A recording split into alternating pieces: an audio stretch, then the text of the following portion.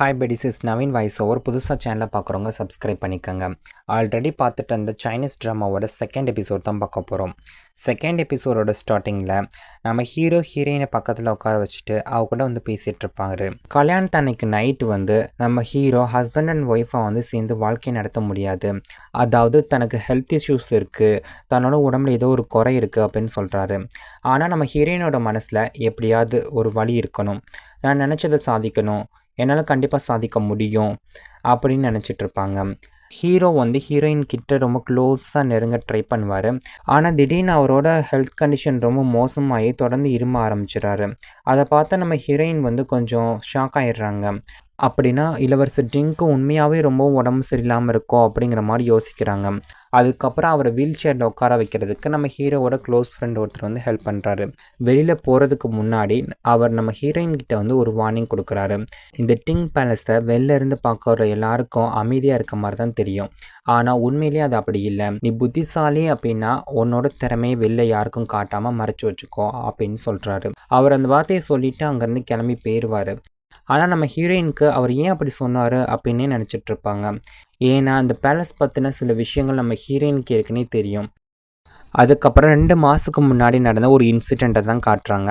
அப்போ லீச்சன் அகாடமியிலேருந்து நம்ம ஹீரோயினும் அரச குடும்பத்தை சேர்ந்தவங்களும் மலையிலேருந்து கீழே இறங்கி கல்யாணத்துக்காக கேபிட்டல் நோக்கி வந்துட்டுருப்பாங்க. இந்த கல்யாணம் அரசரோட உத்தரவுப்படி தான் நடந்துகிட்ருக்கு. அவங்கள்ட்ட பணம் வந்து ரொம்ப கம்மியாக வந்துருக்குமா. ஆனால் நம்ம ஹீரோயின் யார், புத்திசாலி தானே. அவங்க புத்திசாலித்தனமாக அங்கே இருக்க சோல்ஜர்ஸ்கிட்ட வந்து ஹெல்ப் கேட்டு தேவையான அளவு பணத்தை எல்லாத்தையும் ஏற்பாடு பண்ணிடுறாங்க. மலையிலேருந்து கீழே இறங்கி வந்த உடனே அவங்க ஃபஸ்ட்டு செஞ்ச வேலையே நம்ம ஹீரோவோட பேலஸை பற்றின இன்ஃபர்மேஷனை கலெக்ட் பண்ணுறது தான்.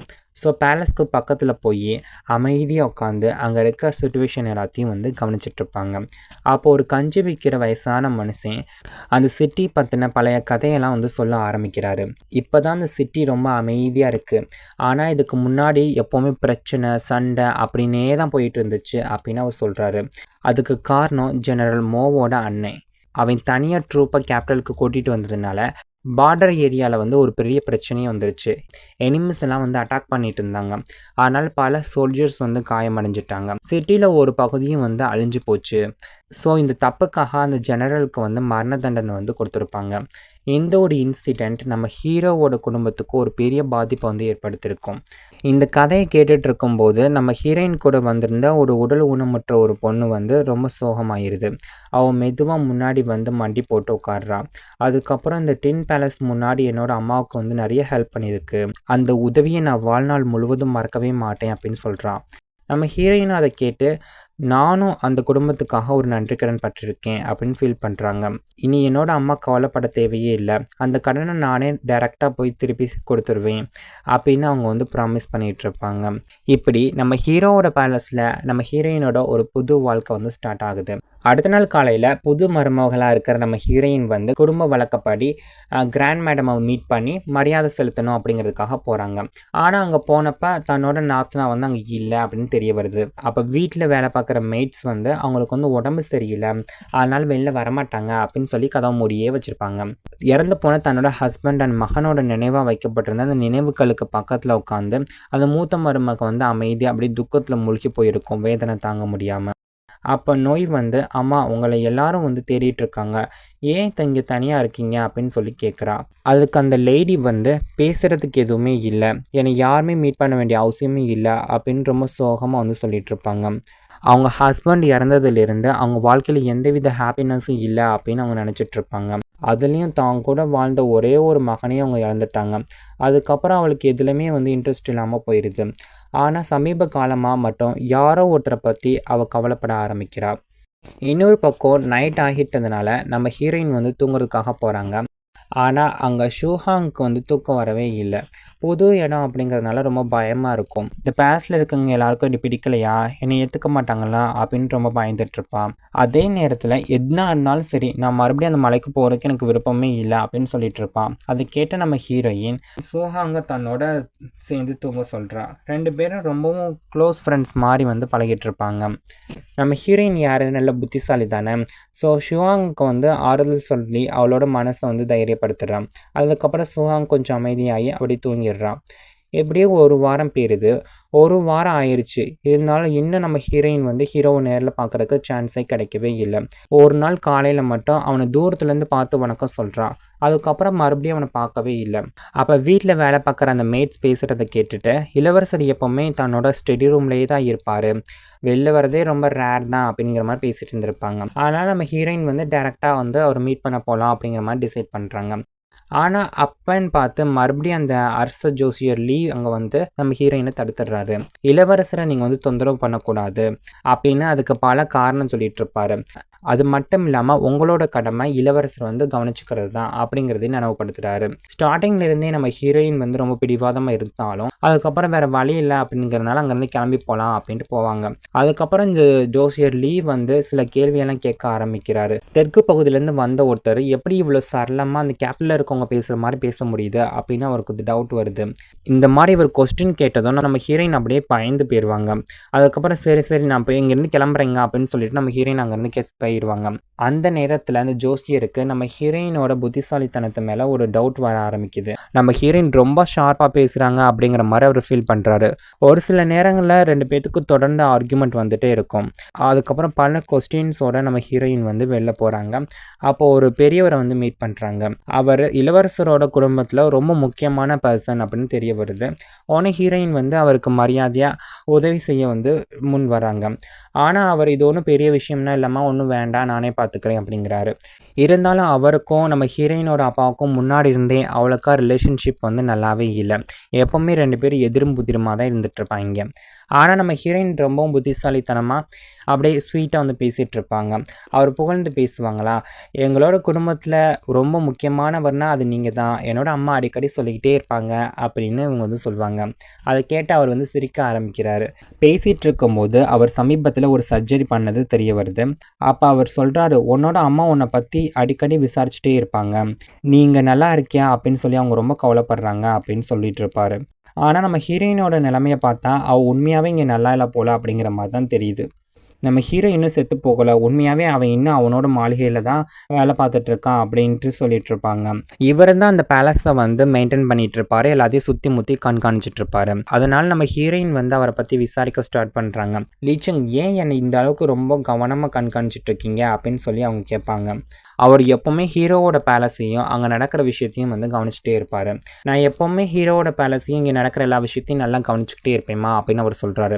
அதுக்கு நம்ம ஹீரோயின் வந்து உண்மையிலேயே இது ஒரு பெரிய விஷயம் ஒன்றும் இல்லைல்ல அப்படின்னு சொல்லி எக்ஸ்பிளைன் பண்ணுறாங்க. லீச்சங் ஒரு காலத்தில் சாதாரண எழுத்தாளராக தான் இருந்தார். அதுக்கப்புறம் அவரோட ஃப்ரெண்ட்ஸில் ஒருத்தரான நம்ம ஹீரோவோட அண்ணன் மூலமாக ப்ரொமோஷன் கிடச்சி அரச ஜோஷியராக மாறிட்டார். லீச்சங் வந்து ரொம்ப புத்திசாலி. யார்கிட்ட எப்படி பேசணும், எப்படி நல்ல பேர் வாங்கணும் அப்படிங்கிறதுல ரொம்ப டேலண்ட்டாக இருப்பார். அதனால ஹீரோவோட பேலஸில் ரொம்ப நாளாக தங்கியிருந்து அந்த நிர்வாகத்தை எல்லாத்தையும் மெயின்டைன் பண்ணிட்டு இருந்திருப்பாரு. அவர் அங்கேயே இருக்க சொன்னது ஹீரோவோட அண்ணன் தான். இப்படி அவங்க பேசிட்டு இருக்கும்போது ஒரு சின்ன பையன் ஓடி வந்து ஒரு இன்ஃபர்மேஷனை சொல்கிறான். ஹூயின் குடும்பத்தை சேர்ந்த லேடி ஹூ ரொம்பவும் கோவமாக இருக்காங்க. ரீசன் என்னன்னா, புத்தர் சிலைக்கு முன்னாடி வச்சிருந்த அந்த விளக்கு வந்து ரொம்ப சின்னதாக இருக்கான். எனக்கு பெரிய விளக்கு தான் வேணும் அப்படின்னு சொல்லி ரொம்ப ஆர்கியூ பண்ணிட்டு இருக்காங்க, அடம்பிடிக்கிறாங்க அப்படின்னு அந்த பையன் சொல்லுவான். அது கேட்ட ஹீரோயினோட மெய்ட் வந்து ரொம்ப கோவப்படுறாங்க. பெரிய விளக்கு வேணுமாமா அப்படின்னா அவங்க வீட்டிலேருந்து எடுத்துகிட்டு வந்திருக்க வேண்டியதானே, இங்கே வந்து எதுக்கு இவ்வளோ சீன் போட்டுட்ருக்காங்க, இது என்ன நல்லாவே இல்லை அப்படின்னு சொல்லி அது பேசிகிட்டு இருக்கோம். அதை பார்த்து நம்ம ஹீரோயின் வந்து சிரிச்சுக்கிட்டே, இவங்க ஹூ குடும்பத்தோட யங் லேடி தானே அப்படின்னு கேட்குறாங்க. அவளோட குடும்பம் ரொம்பவும் செல்வாக்கு மிக்க ஒரு குடும்பம் அப்படிங்கிறது தெரிய வருது. அதான் பணக்கார குடும்பம்னு தெரிய வருது. இதுக்கப்புறம் நம்ம ஹீரோயின் நானும் ஒரு விளக்க காணிக்கையை வந்து கொண்டு வந்து கொடுக்குறேன் அப்படின்னு சொல்கிறாங்க. அந்த இடம் நம்ம ஹீரோவோட பேலஸில் மக்கள் எல்லாரும் வந்து சாமி கும்பிட்டு போகிற ஒரு புனிதமான இடமா இருந்துச்சு. ஸோ அங்கேருந்து திரும்ப வந்ததுக்கப்புறம் பேலஸில் அடுத்த நாள் சடங்குக்கான ஏற்பாடுகள் எல்லாம் வந்து ஸ்டார்ட் ஆகுது. அப்போ அங்கேருந்து வேலைக்காரங்க கிட்ட காணிக்க அப்புறம் தேவையான பொருட்கள் எல்லாத்தையும் வந்து ரெடி பண்ணுங்க அப்படின்னு சொல்லி ஆர்டர் போட்டுட்டு இருப்பாங்க. அடுத்த நாள் பட்லர்கிட்ட வந்து பேசிகிட்டு இருக்கும்போது திடீர்னு ஒரு மர விசில் சத்தம் வந்து கேட்டுட்டு இருக்கும். அப்போ எல்லாரும் ஒரு பெரிய சடங்கு நடக்க போகுது அப்படிங்கிறத புரிஞ்சுக்கிறாங்க. அப்போ லீதா ஒரு டேபிள் போட்டு அதில் தீய சக்தியெல்லாம் விரட்டுற சடங்கை வந்து ஆரம்பிக்கிறாரு. இந்த சடங்கு நம்ம ஹீரோவை வந்து பாதுகாக்கிறதுக்காக செய்கிறது அப்படின்னு சொல்கிறாங்க. அதனால் நம்ம ஹீரோ அங்கே வராரு. ஹீரோயின் அந்த சடங்கை வந்து டைரெக்டாக வந்து பார்க்க போகிறாங்க. அப்போ ஒரு சோகமான உண்மை வந்து அவளுக்கு தெரிய வருது. நம்ம ஹீரோவை உண்மையாகவே நிறையா பேர் வந்து யூஸ் பண்ணிகிட்டு இருக்காங்க. ஒரு சாமியார் வந்து அவனை பிடிச்சி போட்டு அடித்து துன்புறுத்திட்டு இருக்கிறது தெரிய வருது. மாதம் ஒரு தடவை இந்த சடங்கு வந்து நடக்குமா. அந்த இன்ஃபர்மேஷன் எல்லாத்தையும் வந்து நம்ம ஹீரோயின் ரெக்கார்ட் பண்ணிகிட்டு இருப்பாங்க. சடங்கெலாம் முடிச்சதுக்கப்புறம் நம்ம ஹீரோ அந்த ப்ரெஷரை வந்து கம்மி பண்ணுறதுக்காக அந்த சுடுதண்ணியில் போய் ரெஸ்ட் எடுக்கலாம் அப்படிங்கிற மாதிரி போய் குளிக்க போவான். அதுக்கப்புறம் கொஞ்சம் ட்ரிங்க்ஸ் பண்ணிகிட்டு இருப்பான். அவனுக்கு கடந்த காலத்தில் நடந்த அந்த மெமரிஸ் எல்லாம் இன்னும் வலியை வந்து ஏற்படுத்துது. அதை ஃபீல் பண்ண நம்ம ஹீரோயின் அவனை வந்து கவனிச்சுக்கணும் அப்படின்னு சொல்லிட்டு அவன் பின்னால் வந்து போகிறாங்க. ஆனால் திடீர்னு வந்ததுனால நம்ம ஹீரோ வந்து ஷாக் ஆகி அவளை தண்ணிக்குள்ளே வந்து இழுத்துடுறான். கொஞ்ச நேரம் 2 பேரும் அப்படியே அன்எக்ஸ்பெக்டடான சிச்சுவேஷன் வந்து சிக்கிக்கிறாங்க. அதுக்கப்புறம் நம்ம ஹீரோவோட மைண்ட் சேஞ்ச் ஆகிறதுக்காக அப்படியே ஜென்ரலாக பேச ஆரம்பிக்கிறாங்க. கொஞ்ச நேரம் மட்டும்தான் அவங்க அமைதியாக பேசிகிட்டு இருப்பாங்க. ஏன்னா ஹீரோவுக்கு வந்து இன்னும் மனசார அந்த கன்ஃபியூஷனும் அப்புறம் ரொம்ப ஸ்ட்ரெஸ்ஸாகவும் இருக்கும். அதுக்கப்புறம் கொஞ்ச நேரம் கழித்து அவங்க அங்கேருந்து கிளம்பி போயிடுறாங்க. அவனை பார்த்துட்டு இருக்கும்போது நம்ம ஹீரோயினோட மனசில் எப்படி இருந்தாலும் நான் மறுபடியும் அந்த மலைக்கு திரும்ப போகவே மாட்டேன், எனக்கு அதில் விருப்பமே இல்லை, இங்கே இருக்க வாழ்க்கை அதை விட ரொம்ப பெட்டராக தான் இருக்குது அப்படின்னு நினச்சிட்டு இருப்பான். அதே நேரத்தில் ஹீரோ தன்னை உண்மையாகவே ஞாபகம் வச்சுருக்கானா இல்லையா அப்படிங்கிற சந்தேகமும் அவளுக்கு வருது. அவன் மறந்துட்டானோ அப்படிங்கிற மாதிரி யோசிக்க ஆரம்பிக்கிறான். இப்படி பழைய மெமரிஸ் எல்லாத்தையும் வந்து நினச்சிக்கிட்டே மெதுவாக அங்கேருந்து நம்ம ஹீரோயின் வந்து நடந்து போயிட்டுருப்பாங்க. அடுத்து பல வருஷத்துக்கு முன்னாடி நடந்த ஒரு சம்பவத்தை தான் காட்டுறாங்க. அப்போ நம்ம ஹீரோயின் தன்னோட அம்மா கூட நார்த் சைடில் நியூ இயர் செலிப்ரேஷனுக்காக வந்து ட்ராவல் பண்ணிகிட்ருப்பாங்க. அப்போ அவங்க ஆஷாங் அப்படிங்கிற ஒரு சிட்டி வழியாக போகும்போது வந்துட்டுருக்க வழியில் கொள்ளையர்கள் வந்து அவங்கள வந்து பிளாக் பண்ணிடுவாங்க. அந்த ஒரு ஆபத்தான நேரத்தில் நம்ம ஹீரோ தான் குதிரையில் வந்து அவங்கள காப்பாற்றிருப்பான். அந்த நாள்லேருந்து நம்ம ஹீரோ மேலே ஒரு நல்ல அபிப்பிராயம் வந்து உருவாகுது. நம்ம ஹீரோவோட அந்த தைரியமும் வீரத்தையும் பார்த்து நம்ம ஹீரோயின் வந்து இம்ப்ரெஸ் ஆகிடுறாங்க. அதுக்கப்புறம் சான்ஸ் கிடைக்கும் போதெல்லாம் அவனை சீக்ரெட் அப்படியே நோட் பண்ணிகிட்டே இருப்பாங்க. ஒரு சில நேரம் ஜன்னல் வழியாக அவன் ரூம்குள்ளே போகிறத கூட அப்படி மறைஞ்சிருந்து பார்த்துட்டே இருப்பாங்க. பல தடவை அவனை வந்து ஃபாலோ பண்ண ட்ரை பண்ணியிருப்பாங்க. அப்போ இருந்து இப்போ வரைக்கும் நம்ம ஹீரோவை பற்றி அவங்களுக்கு நல்ல எண்ணம் மட்டும்தான் அவங்க மனசில் இருக்குது. இப்போ நம்ம ஹீரோயின் நினைக்கிறது என்ன அப்படின்னா, அப்போ இருந்த மாதிரி நம்ம ஹீரோ இப்போ இல்லை. ஏன்னா இப்போ இவன் ரொம்ப கடுமையாக ரொம்ப சிடுமூஞ்சித்தனமாக வந்து இருக்கிறான். இந்த மாதிரி முன்னாடி இல்லையே அப்படின்னு சொல்லி நினச்சிட்டு இருப்பான். ஆனால் விதி விளையாடின விளையாட்டு என்ன அப்படின்னா, ஒரு காலத்தில் தூரத்துலேருந்து நம்ம ஹீரோவை வந்து லுக் விட்டுட்டு இருந்தவன் இன்றைக்கி அவனையே வந்து கல்யாணம் பண்ணிவிட்டு இங்கே வந்துட்டான். இப்போ அவங்க 2 பேர்த்துக்கு இடையில இப்படி ஒரு ரிலேஷன்ஷிப் இருக்கும் அப்படின்னு ஒரு நாள் நினச்சி பார்த்ததே இல்லை. இன்னொரு பக்கம் நம்ம ஹீரோ ரூமுக்கு போனதும் அவனோட க்ளோஸ் ஃப்ரெண்டை வந்து மீட் பண்ணுறான். அவங்க ஒரு சில முக்கியமான விஷயத்தை பற்றி பேசிகிட்டு இருப்பாங்க. அதுக்கப்புறம் கால் வலியோடு அவன் ஃப்ரெண்டு வந்து வெளில போகிறான். நம்ம ஹீரோவோட ஹெல்த் கண்டிஷனுக்கு ஒவ்வொரு நாள் நைட்டும் போகிறதே அவ்வளோ சிரமமாக இருக்கும். அடுத்த சீன் அரண்மனையில் தான் காட்டுறாங்க. க்ரௌன் பிரின்ஸ் இன்னும் குழந்தைத்தனமாகவே நடந்துகிட்ருப்பார். அவர் அங்கே இருக்க மேட்ஸ் அப்புறம் அரண்மனையில் இருக்கக்கூடிய அஃபிஷியல் கூட வந்து கேம்லிங் விளையாடிட்டு இருப்பார். இதை நேரில் பார்த்தா சாய்ஹோ ரொம்பவும் கோவப்படுறாரு. ஒரு க்ரௌன் பிரின்ஸாக இருந்துட்டு பின்ன பண்ணவே கூடாது அப்படின்னு மனசில் வந்து நினச்சிட்ருப்பாரு. ஆனால் க்ரௌன் பிரின்ஸ் வந்து இன்னும் பொறுப்பு இல்லாமல் அப்படியே தான் நடந்துகிட்ருப்பேன். பாலிடிக்ஸை விட அவருக்கு விளையாட்டில் தான் அதிக ஆர்வம் வந்து இருக்குது. இதனால் அரண்மனையில் இருக்க ஒரு சில பேருக்கு இது சுத்தமாக பிடிக்கவே இல்லை. அதுலேயும் ஒரு சில பேர் வந்து ஏற்கனவே வேற ஒருத்தரை வந்து ஆட்சிக்கு கொண்டு வந்தால் ரொம்ப நல்லா இருக்கும் அப்படிங்கிற மாதிரி நினச்சிட்ருப்பாங்க. ஆனால் இன்னும் ஒரு சில பேர் வந்து இல்லை க்ரௌன் பிரின்ஸே தொடர்ந்து அரியணையில் வந்து இருக்கட்டும், அவர் ஆட்சி செஞ்சால் நல்லா தான் இருக்கும் அப்படின்னு அவருக்கு வந்து சப்போர்ட் பண்ணுறாங்க. இந்த பாலிடிக்ஸில் இருக்க அந்த கன்ஃபியூஷன் மெதுவாக பெருசாகிக்கிட்டே வந்து போகும். அடுத்த நாள் நம்ம ஹீரோவுக்காக தன்னோட கையால் ஸ்வீட்ஸ் அண்ட் ஸ்நாக்ஸ் எல்லாம் செஞ்சிட்ருப்பாங்க. அதை எடுத்துகிட்டு நம்ம ஹீரோவை பார்க்குறதுக்காக வந்து அவங்க போகிறாங்க. ஆனால் அங்கே இருக்க கார்ட்ஸ் வந்து அவங்கள வந்து உள்ளே விட மாட்டேன் அப்படின்னு சொல்லிட்டு அலோவ் பண்ண மாட்டாங்க. ஆனால் நம்ம ஹீரோயின் யாரை புத்திசாலியாச்சு, அவளை சீக்கிரம் அதை விடுவாங்களா? விடவே மாட்டாங்க. பேசி பேசி சமாதானப்படுத்தி கடைசியில் எப்படியோ உள்ளே போகிறதுக்கு பர்மிஷன் வாங்கிடுவாங்க. அதுக்கப்புறம் ரூம்குள்ளே போனதுக்கப்புறம் நம்ம ஹீரோயின் வந்து ஹீரோ கூட வந்து பேச ஆரம்பிக்கிறாங்க. அப்போ பேசிகிட்டு இருக்கும்போது நம்ம ஹீரோவை பார்த்து நீங்கள் உண்மையாகவே ஒரு ஹீரோ மாதிரி தான் இருக்கீங்க அப்படின்னு கலாய்ப்பாங்க. அதுக்கப்புறம் அவள் கொண்டு வந்த சாப்பாட்டை வந்து சாப்பிட சொல்லி கொடுக்குறா. அப்போ நம்ம ஹீரோயின் வந்து ஹீரோவோட பல்ஸை வந்து செக் பண்ணி பார்க்குறாங்க. நம்ம ஹீரோயினுக்கு வந்து மெடிசினல் நாலேஜ் இருக்கும் போல். அப்போ நம்ம ஹீரோவோட பல்ஸை செக் பண்ணதில் ஹீரோவோட உடம்புல ஏதோ பிரச்சனை இருக்குது அப்படிங்கிறத அவங்க கண்டுபிடிச்சி அதை சொல்லிகிட்ருப்பாங்க. அதுக்கப்புறம் எல்லோரும் சேர்ந்து சாப்பிட்டுட்டு இருக்கும்போது நம்ம ஹீரோயின் ப்ரிப்பேர் பண்ண அந்த ஃபுட்டை வந்து ஹீரோ சாப்பிட்டுட்ருப்பார். ஆனால் திடீர்னு அவருக்கு வந்து இருமல் வந்து அந்த ஃபுட்டு வந்து தொண்டையில் வந்து சிக்கிக்குதா, அதனால் அவர் பலமாக இரும்பி அப்படியே வாந்தி எடுத்துடுறாரு. இதை பார்த்தா நம்ம ஹீரோயின் வந்து உண்மையாகவே பயந்து போயிட்டாங்க. ஏன்னா அவருக்கு ஏதோ ஆயிடுச்சு போல் அப்படின்னு ரொம்ப பயந்து போயிட்டாங்க. கொஞ்ச நேரம் கழித்து எல்லாமே அப்படியே நார்மல் ஆயிருமா, அதுக்கப்புறம் நம்ம ஹீரோயின் அப்படியே சிரிச்சுக்கிட்டே, இந்த ஃபுட்டை நான் உங்களை போல தான் செய்ய முயற்சி பண்ணேன், ஆனால் கொஞ்சமாவது உங்களை போல இருக்குதா அப்படின்னு சொல்லி கேட்குறாங்க. அது கேட்டோன்னே ஹீரோ வந்து சிரிச்சிட்ருப்பான். அந்த நேரத்தில் கல்யாண நாள் அன்னைக்கு நம்ம ஹீரோயினை கலாச்சி விட்டு அந்த ஆள் பற்றின பேச்சும் வருது. அதுக்கப்புறம் நம்ம ஹீரோயின் வந்து அவங்களோட ரூமை பற்றி சில விஷயத்த வந்து பேசிகிட்டு இருப்பாங்க. இப்படி நம்ம ஹீரோயினுக்கும் ஹீரோக்கும் இடையில இருக்கக்கூடிய அந்த டிஸ்டன்ஸ் வந்து கொஞ்சம் கொஞ்சமாக அப்படியே கம்மியாகுது. நம்ம ஹீரோயின் வந்து ஃபஸ்ட்டு ஹீரோ வந்து அமைதியாக சாப்பிடட்டும் அப்படின்னு நினச்சி தான் பக்கத்துலேயே உட்காந்து அவரை வந்து பார்த்துக்கிட்டே இருப்பாங்க.